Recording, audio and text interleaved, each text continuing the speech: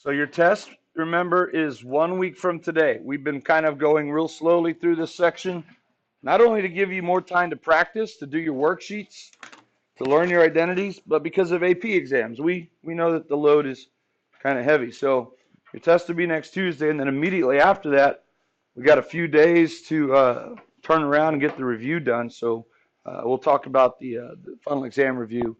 There'll probably be another test on Thursday over the final exam review. Okay, it's a quick turnaround.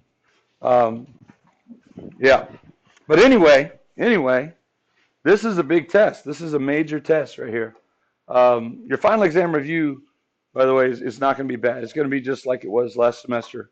You'll have all multiple choice, and I'll post one online that's very similar to, the actual one. So that works to y'all's benefit if you sit down and do that review. Okay, so if you show up next Tuesday with, of course, your worksheet 6, 1, 2, 3, and 4, and you should be done with 1, 2, and 3, and mostly done with 4. So it's not like I assigned that on Monday night.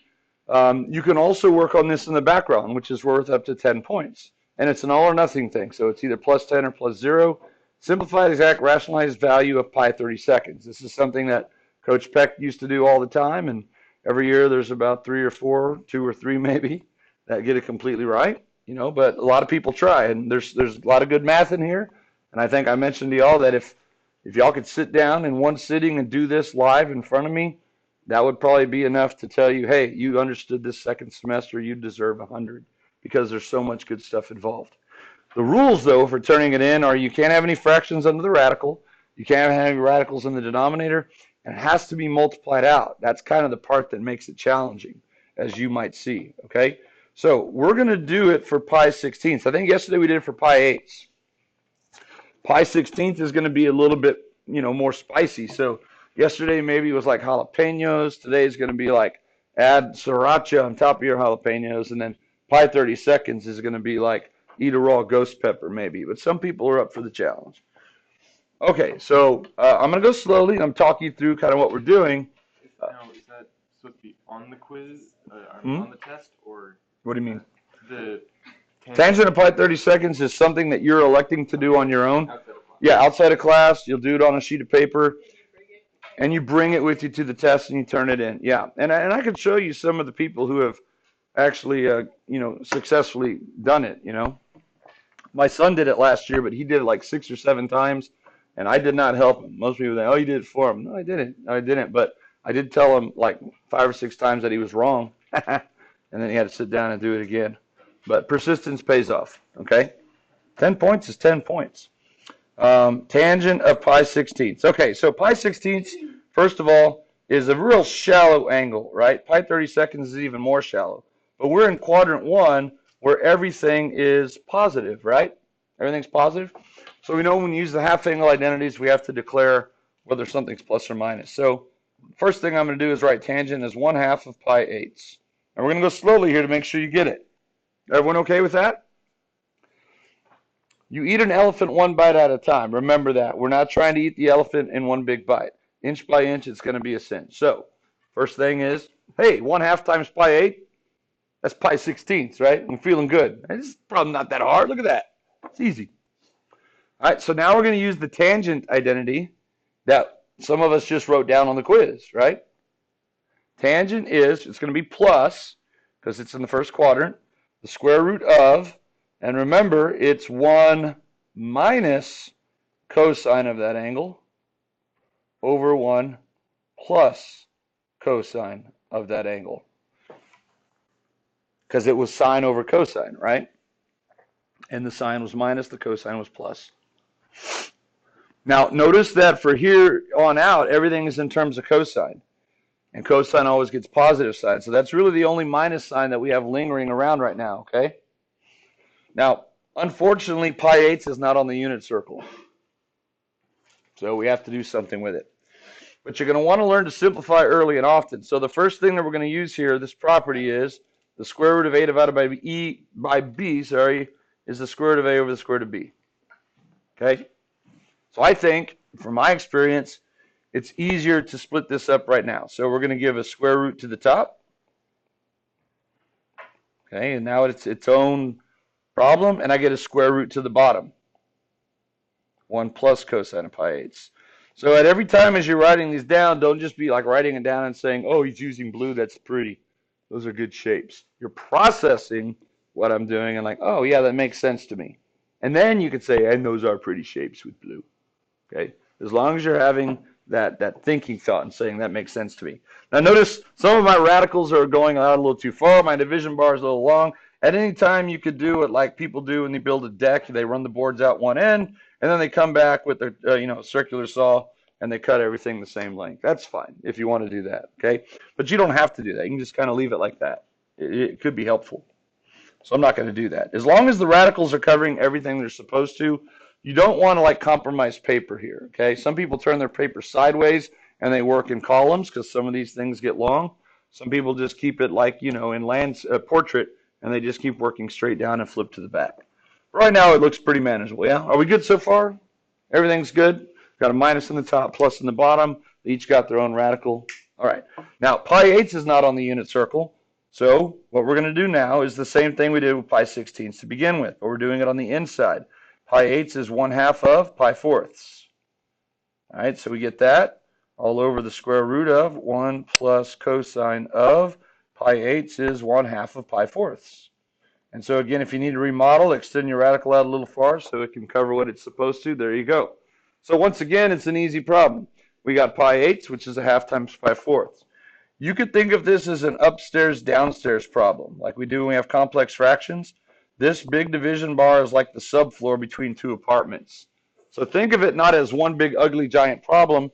Think of it as us just working two problems at the same time. One in the top and one in the bottom. We're just working in parallel here. All right. Now I get to use, and I'll color code these. Okay, now I get to use the half angle identity there, and I get to use the half angle identity there. Right? So let's go for it. Draw your subfloor if you want. You can kind of keep doing that. Draw your subfloor. And now we're in the top. That's the square root of 1 minus. And here we go. The cosine half angle identity is 1/2 of 1 plus cosine of pi fourths. With a radical. Don't we have a radical there? It's positive. I forgot a radical. See how easy it is? So this should be, the cosine is the square root of 1/2 times 1 minus cosine of pi fourths. There we go. It's going to get a little crowded there, so your expressions are going to start, being a little bit taller to make room for all that stuff. So the orange piece that's highlighted becomes the orange piece that's highlighted. Is everyone okay with that? We just quizzed over that. Half angle, and it's positive radical because pi eighths, is in first quadrant. Yes, yes? Okay, now we're going to do the same thing in the bottom. So now it's the square root of 1 plus, and cosine of 1/2 pi fourths, again, is the positive square root of 1/2 times 1 plus cosine of pi fourths. And no one corrected me in the top. Yeah, it should be a plus, right? I saw that as soon as I worked in the bottom. Yeah, it should be a plus. All it takes is one little negative here. So there it is. Now we're good. Now we're back to cooking on with oil, right? Had to heat the oil back up a little bit. Kind of dropped. It does that when you drop things in. All right. So take a little break. Take a look. Does everything look good? We have plus signs, radicals. All right. Now we move on. Break's over. Now it's time, because we have cosine of pi fourths, now it's time for the unit circle, right? It's everyone's favorite time. Draw your subfloor. It's the square root of 1 minus the square root of 1/2 times 1 plus, and then cosine of pi fourths is the square root of 2 over 2. And then in the bottom, we get the square root of 1 plus the square root of 1/2 times 1 plus cosine of pi fourths, which is the square root of 2 over 2. So again, we're just making little replacements in little parts, but each section is kind of getting a little bit bigger, right? More parts are coming into play here. Now at this point, you're like, everything looks good. I got rid of the cosine. There's no trig left. I'm happy with this answer. And that is a small victory, right? Because there's no more trig in here. But now you have the choice of either getting rid of the radicals in the denominator first or the fractions. From my experience, it's a little bit easier now to get rid of your fractions that are under the radicals. It's a little bit easier to do that first. Okay, so let's draw our subfloor. What we're going to do now is what we did, bless you, yesterday. Just rewrite that radical. In the orange part up here, we are going to simply distribute the 1/2. Okay? We're going to distribute the 1/2, and we get 1/2 plus the square root of 2 over 4. That's the orange part. I just distributed. Everyone okay with that? And in the bottom, I'm going to do the same thing. 1 plus the square root of, and we will kindly distribute, and we get 1/2 plus the square root of 2/4. And that's the purple nurple part. Nurple being the only word that rhymes with purple.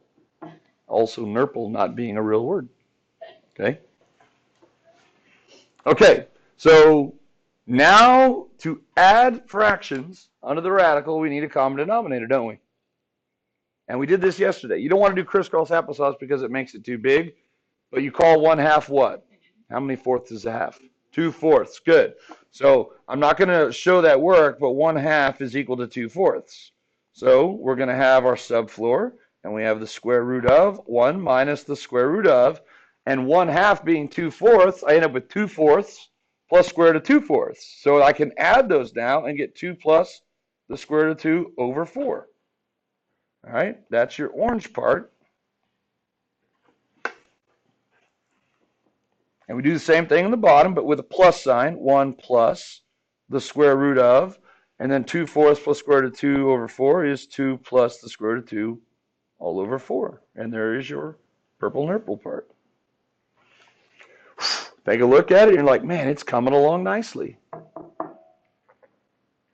Now, on the inside there, we're going to do what we did in the beginning. We're going to use this property again that says the square root of a quotient is the same as the quotient of the square roots. I can give each of them their own radical. So draw your subfloor. We're doing two problems. One on the top, it becomes 1 minus, and now here each one is going to get a radical. So the top becomes the square root of 2 plus the square root of 2, and the bottom becomes the square root of 4, which is what? 2. Yeah. Okay. Oops, that's the orange part.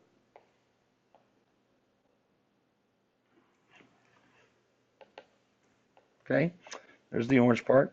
And we're doing the same thing in the bottom. Really, again, these are almost parallel solutions. They almost divide out. The only difference is there's a 1 there that's added instead of 1 minus. But in the bottom, you get now the square root of 2 plus the square root of 2 all over the square root of 4, which is 2. And that should show up. Come on, show up, buddy. There it is. Okay. And again, notice my lines run out a little bit too far, but at least everything is covering what it's supposed to in case it rains. Okay, so now let me color code that. This is the purple part. Now I can do this. Under the radical, I now have two terms. In the numerator, I have a 1 minus that other thing. So I can now do what I did before under the radical. I could get a common denominator, and I can add like terms. So what I'm going to do in the top and bottom is I'm going to call 1 2 over 2. Okay? I'm going to call 1 2 over 2. And so here's my subfloor. In the top, I get 2 over 2 minus blob over 2. See that? Now they have a common denominator, and that becomes 2 minus this blob all over 2. And in the bottom, it becomes 2 over 2, which is 2 plus the square root of 2 plus the square root of 2 all over 2.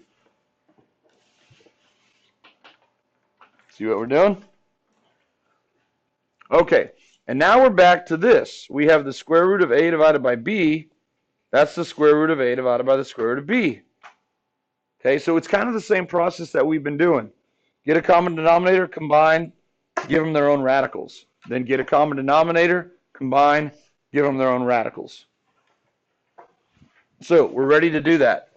So in the top, this whole thing is the top. We've been calling the top the orange one. So this whole thing is orange, and here it goes. It becomes, let's draw the subfloor, I guess, the square root of 2 minus the square root of 2 plus the square root of 2, all over the square root of 2.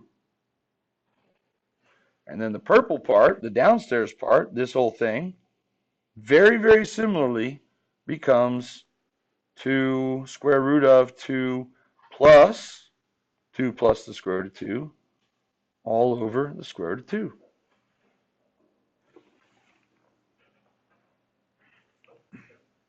And now we are ready to do something magical. What happens with those square roots of 2's? If you did state change flip, which you don't really have to show, they do what? They divide out. Or you can multiply by the square root of 2 over the square root of 2 and they divide out. Either way. That's lick 'em over lick 'em. Okay, so we have reached kind of a milestone here. There's our subfloor. In the numerator, we now have just the square root of 2 minus the square root of 2 plus the square root of 2. And in the bottom, we have the square root of 2 plus the square root of 2 plus the square root of 2. It's a milestone, right? We have no more fractions. No more fractions in radicals. It's like no more roaches in the house. We got rid of all the roaches. Yay! Now we need to work on getting rid of the rats in the cupboards, right? The roaches are gone from under the sink, but now we got to get the rats out of the cupboard. So, small victory, right? No more roaches, but still got rats. Speaking of rats, we got radicals. We now have radicals in the denominator. So now it's time to get rid of those. All right? So here's what we're going to do. Now we're going to start rationalizing. Let me trim off some of this division bar, so we need the space. There's your subfloor, still there. Okay? So if you were to walk up in the denominator to the outside of this problem, and this is me just kind of strolling, do. Well, I guess this arm might be up, and then I'm waving at it. What's up, problem? Okay? Throwing the three-toed sloth salute. What's up, problem? I see the square root of the blob, right? I see the square root of the blob. I only see one term. It's not blob plus 5 or anything like that, right? It's just the square root of the blob. So as we start rationalizing, let's think about it over here. If I had 1 over the square root of a, let's say, how would I get rid of the radical? I would multiply by square root of a over the square root of a. And what is the square root of a times the square root of a? It's just a. So that's what I'm going to do here. I'm going to multiply the top and the bottom by the square root of that blob, which is 2 plus the square root of 2 plus the square root of 2. 2 plus the square root of 2 plus the square root of 2. Okay?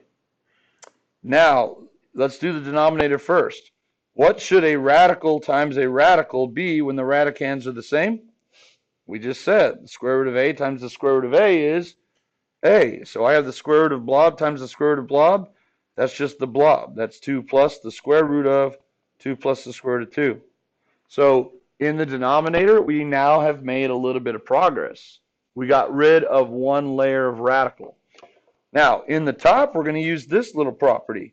The square root of a times the square root of b is just the square root of a times b. If we're multiplying two radicals and they have the same radical, they're both square roots, you can multiply them under the same radical.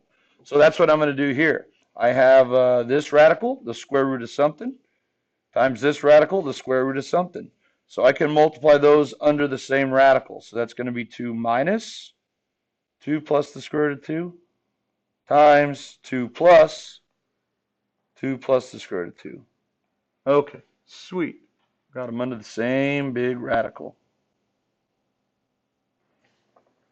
All right, now the denominator is going to hang out for a while because there is something we could do in the numerator. This is where it gets interesting.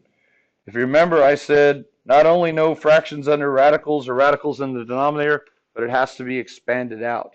If you don't expand this out, you get a real easy version of it, which I don't want y'all to give me for credit. We need to expand that under the radical in the numerator, okay? So what do you notice about those two? 2 minus something and 2 plus the same something, those are conjugates, right? Those are conjugates. So when we multiply two conjugates together, we get a difference of squares. So let's go ahead and do that. 2 times 2 is 4. The inner and outer are going to cancel. We don't need to worry about what it's going to be. We just worry about the last factor. We have a negative times positive, which is negative. And now notice this. We have a square root times a square root. And it's the same radical. No, we lost it. Crashed. Okay, we'll reconnect. Sometimes things just want a little more attention. See that? We're back. So when we multiply out those difference of squares, we get 2 times 2 is 4. I don't know when it went out, so I'll just go over it. And then we get a negative times positive, which is a negative. And then we have radical times radical. See that?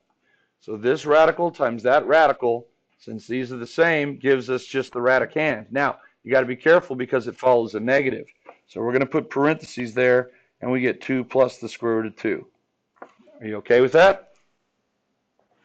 As y'all are my witness, is that good? Is that good math? Am I trying to pull one over on you? Okay, inch by inch, it's a cinch, right? So now notice in the top, we can do something else. So we're going to page 2 here now. There's your subfloor. I can actually distribute that negative under that radical in the numerator. So let's do that in our head and combine like terms. I get 4 minus 2, which is what?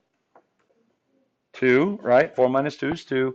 And then when I distribute the negative to the next term, I get minus the square root of 2. So that's what became of the numerator. That's pretty good looking, right? And your denominator is in the bottom just hanging out saying, dang, numerator, you're looking good. I'm just sitting here watching you.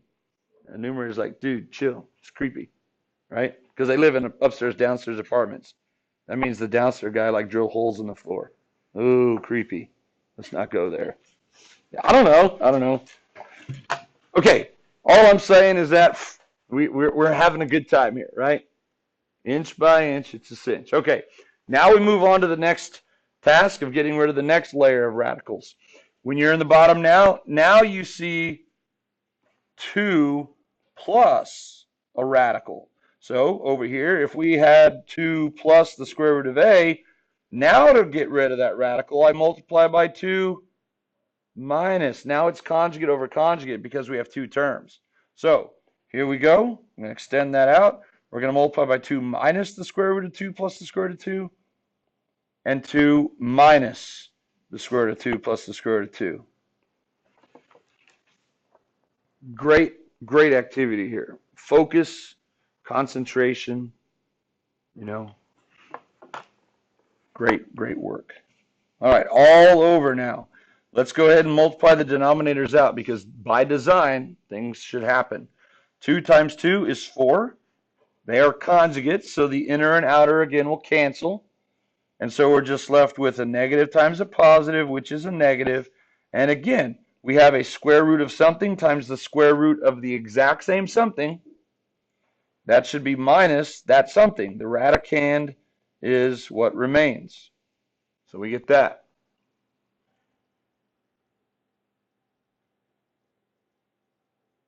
Okay, now in the top, notice we have a single radical times 2 terms, 2 minus. So here is where we have to now distribute. Okay, there's 2 terms. So let's take the 2 and multiply by that. It's just going to put it in the front. Okay, I'm going to put it in the front. So it's 2 times 2 minus the square root of 2. So that 2 just kind of came over here. Got it? And now we're going to have, this is another fun part, minus, every time we do this, we're going to put them together. We have the square root of something. Square root of something times the square root of something. So that's going to be minus the square root of, we can multiply those two guys under the same radical. Okay?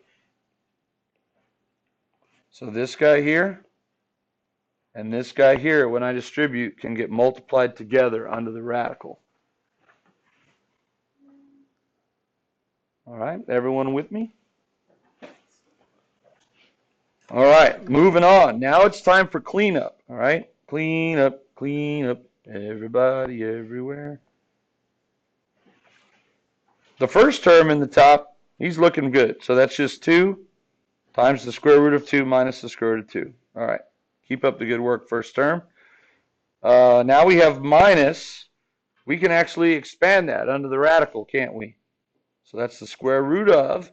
And what do you notice about those two fellas again? They are conjugates. Wow. So 2 times 2 is going to give us 4. The inner and outers will cancel. And we're left with a negative times a positive, which is negative. Square root of 2 times square root of 2 is 2. Looking good. And on the bottom, if we distribute that negative, we get 4 minus 2, which is 2, minus the square root of 2. Now I'm going to write one more line before I take care of the denominator. There's my subfloor. It's 2, square root of 2 minus the square root of 2, but I want to clean this up. What is the square root of 4 minus 2? It's just the square root of 2. Yeah. Yes. I distributed it. Okay. So we've done that a couple times already. If you distribute it, you get 4 minus 2 minus the square root of 2. And then 4 minus 2 becomes 2. So I did skip that step. Okay? But yeah, thank you for asking. You're probably not the only one thinking that. I'm trying to go slow enough so that you can see that. Those are little things at this level that you want to force yourself to try to do in your head. It's called growth. All right? But you have to know what it is. Okay. Now, in the denominator, I still have 2 minus the square root of 2. So inch by inch, I'm peeling back those layers. So guess what I have to multiply now to get rid of that last radical? Very good. 2 plus the square root of 2. 2 plus the square root of 2. Now let's focus on the bottom first because that's where the fun is designed to be. They are conjugates by design, so I get 2 times 2 is 4. The inner and outer cancel, and I'm going to be left with minus square root of 2 times square root of 2 is 2. And at this point, you're getting a little excited because you realize I'm almost done solving the Rubik's Cube. I just have 2 little squares left to go, right? I got all my radicals out of the denominator. But notice what we have to do here. This is why I said you have to expand it out. We have that times that. And if you leave it like that, that's a boring solution. So we are going to FOIL that dude. We have 2 terms times 2 terms. I don't like calling it FOIL because FOIL is only good for 2 things times 2 things. Instead, let's just call it distributing. We're going to take that and we're going to distribute it over here. So what's 2 times that? Well, there's already a 2 there, so we get 4 times square root of 2 minus the square root of 2. And then we'll take the red thing and we'll distribute it to the square root of 2. So that's going to give us plus 2 times. Now, here's the cool part again. Because I have a radical times a radical, I can multiply this right here times this under the same radical. So that's going to be 2 times 2 minus the square root of 2. Okay? That's 2 times that. I can multiply them under the same radical. So that's the first 2 foiled. And now I'm going to take the second guy, negative square root of 2, and I'm going to FOIL him. So I get minus 2 square root of 2, and let me extend my subfloor. And then finally I get negative square root of 2 times positive square root of 2, which is negative 2. And oh, we are so almost so there. 4 minus 2 in the bottom is 2, right? So you can either say it's all divided by 2, or I'm going to do this. Dividing by 2 is the same as multiplying by what? 1/2. You know, I've been doing that. So I'm going to pull that. I'm going to pull this out front, the 4 minus 2, and I'm going to call it a 1/2. Okay? Just because it's going to be a little bit easier. Now, as I go through, let's see if we can clean up each term. I'm going to have 1/2 times the quantity, 4 square root of 2 minus the square root of 2. That looks good. Plus 2 times, in the radical here, I can distribute. And I get 2 times 2 is 4 minus 2 square root of 2, if you distribute. 4 minus 2 square root of 2. And then I get, bless you, minus 2 square root of 2 minus 2. Like that. Now, what do you notice about the coefficient of every term? They're multiples of 2. What do I have sitting out front?